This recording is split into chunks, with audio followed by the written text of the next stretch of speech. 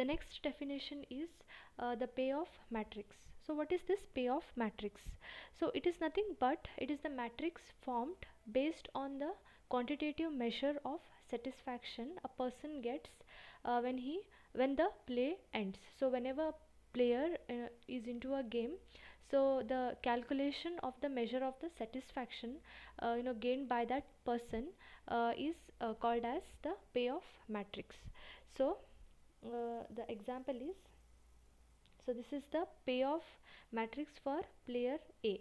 So consider if you have player A with m activities and player B with n activities, and if Vij is payments to player A when he chooses activity I and player B chooses activity J, then the payoff matrix for player A is constructed here. Okay, this table shows the payoff matrix for player A, and similarly this is the payoff matrix for uh, player B.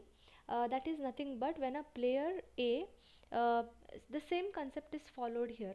Okay, so but here you have to follow certain guidelines whenever you are constructing the payoff matrix. So we'll go through one by one. That is, the first one is that row designations are the activities available to the player A, while the column designations are the activities which are available to the column B. You can see here the row, okay, that is always assigned to player A, row designations, whereas column designations are given to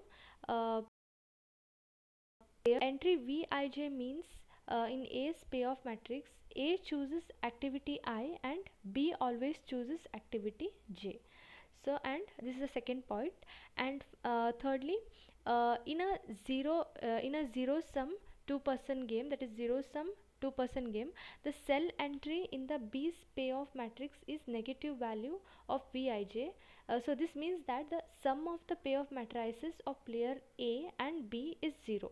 So in that particular, that is zero sum two-person game, the cell entry in B's payoff matrix is negative value of Vij, which means the sum of the payoff matrices of players A and B is always 0. These are the some guidelines you have to follow while constructing the payoff matrices. So this you will understand clearly when you solve some examples. The next comes two-person zero-sum uh, games.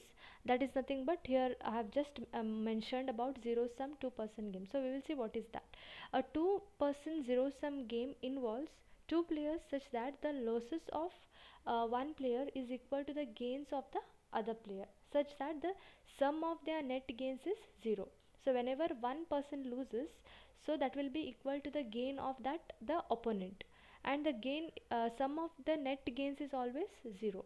So since this game is represented in rectangular form payoff matrix, it is also called as rectangular game. So always remember, it is called as two-person zero-sum game or rectangular games.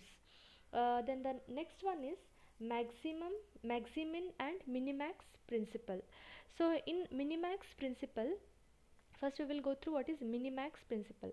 The minimax principle of optimally states that if a player lists the worst possible outcomes of all his potential strategies, then he will choose the best strategy out of these worst possible outcomes. So whenever you have list of the outcomes or the potential strategies, then the game or the player will select the best from that particular list. He will select the best outcomes from that particular list.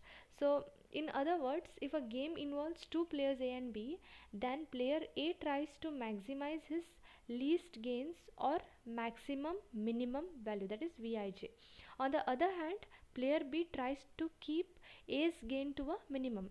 So whenever A tries to maximize his gain, B tries to minimize his loss. Okay, so this is about minimax principle.